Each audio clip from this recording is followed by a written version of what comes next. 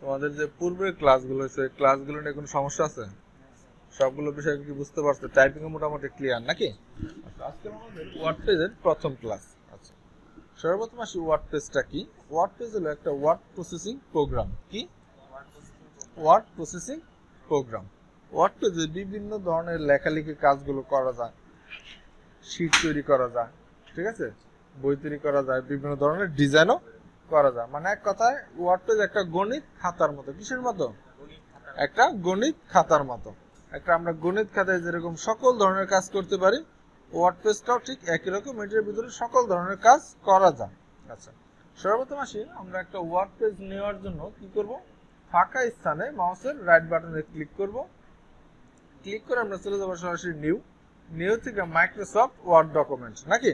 আচ্ছা, এখানে যে মাইক্রোসফট ওয়ার্ড ডকুমেন্ট আছে এটার উপরে যদি আমরা লেফট বাটনে একটা ক্লিক করি, ক্লিক করার সাথে সাথে এই জায়গা কি আসছে, নিউ মাইক্রোসফট ওয়ার্ড ডকুমেন্ট 4 নাকি। আমাদের যেহেতু এটা প্রথম ক্লাস, তাহলে আমরা এই জায়গায় লিখে দিলাম ক্লাস 1। এই জায়গা নামের যে বিষয়টা, আমরা কোন প্রোগ্রামে কি কাজ করব তার উপরে ভিত্তি করে আমরা একটা নাম দিয়ে দিব। ওকে, তা না হলে কিন্তু পরবর্তীতে আমরা কিন্তু কাজ খুঁজে পাবো না কোথায় কোন কাজটা রাখা। তাহলে আমাদের কি প্রথম ক্লাস, তাহলে ক্লাস 1। ওকে, এরপর আমরা ইন্টারে ক্লিক করে দিলে আমাদের এটা সেভ হয়ে যাবে, অথবা ফাঁকা স্থানে ক্লিক করলেও মাউস দিয়ে সেভ হয়ে যাবে। এখন আমরা যদি এই যে ক্লাস 1 যে ফাইলটা আছে এটার উপরে ডাবল ক্লিক করি, তাহলে কিন্তু আমাদের একটা মাইক্রোসফট ওয়ার্ড ডকুমেন্ট ওপেন হয়ে গেল নাকি। দেখো আসছে। আচ্ছা, এই জায়গায় যে প্রোগ্রামটা আসছে এখানে হলো আমাদের কাজ করতে হবে। শুরুতে আমরা কিছু টেক্সট লিখি।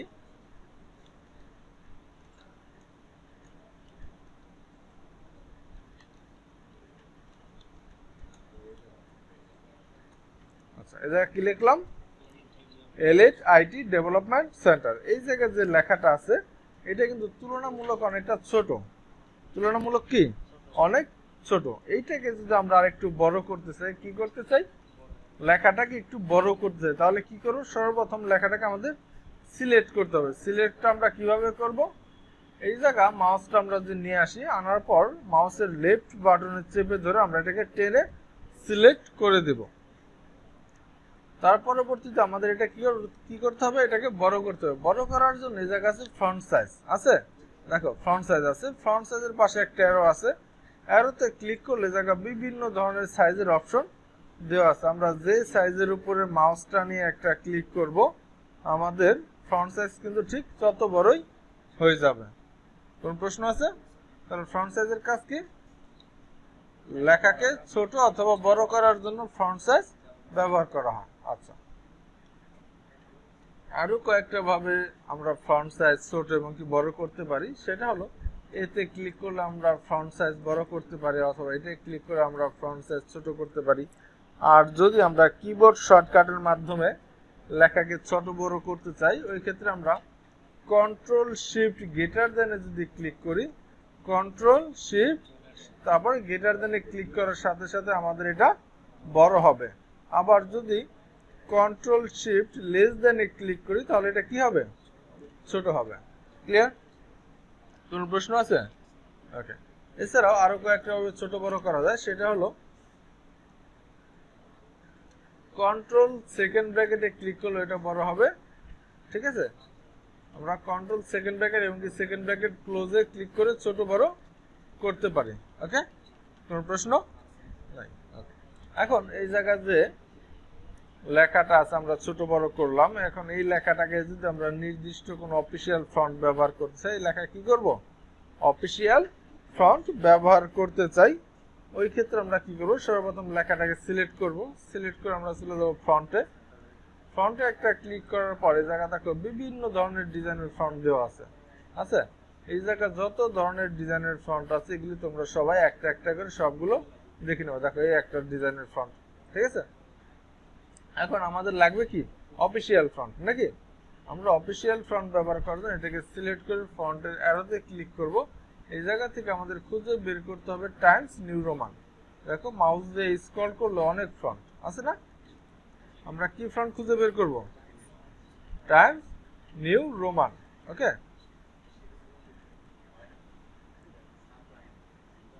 এই জায়গায় দেখো টাইমস নিউ রোমান আছে, এইটা হলো আমাদের একটা অফিসিয়াল ফন্ট। ঠিক আছে, অফিসিয়াল পেপারসে অফিসিয়াল ডকুমেন্টস যদি কোনো কাজ আমরা করতে চাই বা বই লিখতে চাই সবসময় এই ফন্টটা আমরা ব্যবহার করব। ওকে, আর যদি স্টাইল বা ডিজাইন করতে চাই লেখাটাকে, এটাকে সিলেক্ট করে এই জায়গায় বিভিন্ন ধরনের স্টাইলের ডিজাইনের ফন্ট দেওয়া আছে, আমরা চাইলে এগুলো ব্যবহার করতে পারি। ঠিক আছে, কোনো প্রশ্ন আছে? ওকে,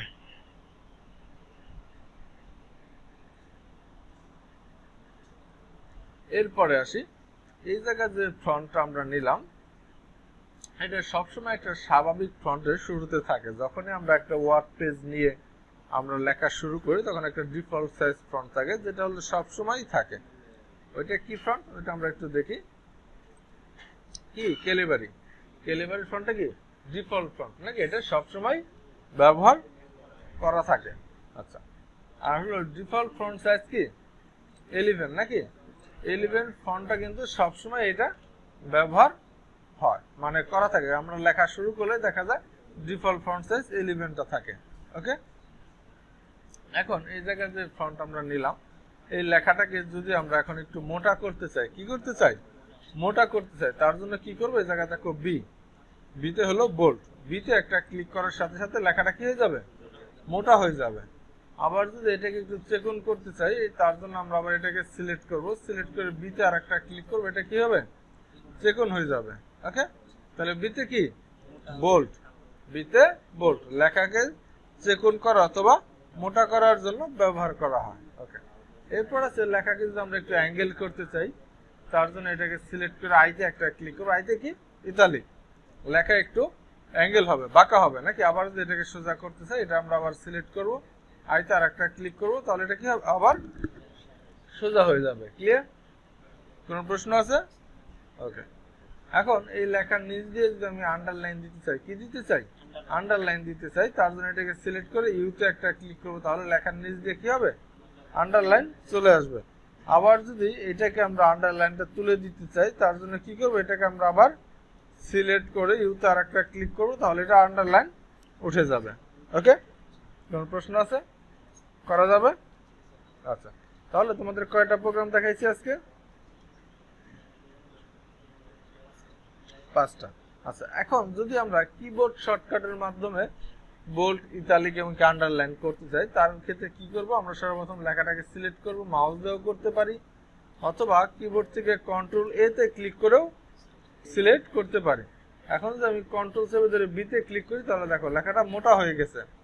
কন্ট্রোল চেপে ধরে বি তে আরেকটা ক্লিক করলে লেখাটা চিকন হয়ে যাবে। কন্ট্রোল চেপে ধরে আই তে ক্লিক করলে লেখাটা বাঁকা হবে। কন্ট্রোল চেপে ধরে আইতে ক্লিক করলে লেখাটা আবার সোজা হবে, মানে ইতালিক। ওকে, আন্ডারলাইন করার জন্য কন্ট্রোল চেপে ধরে ইউতে ক্লিক করব, তাহলে আন্ডারলাইন হয়ে যাবে। আবার যদি আমি আন্ডারলাইনটা তুলে দিতে চাই, কন্ট্রোল চেপে ধরে ইউতে আর একটা ক্লিক করলে আন্ডারলাইন উঠে যাবে। কোনো প্রশ্ন আছে? করা যাবে?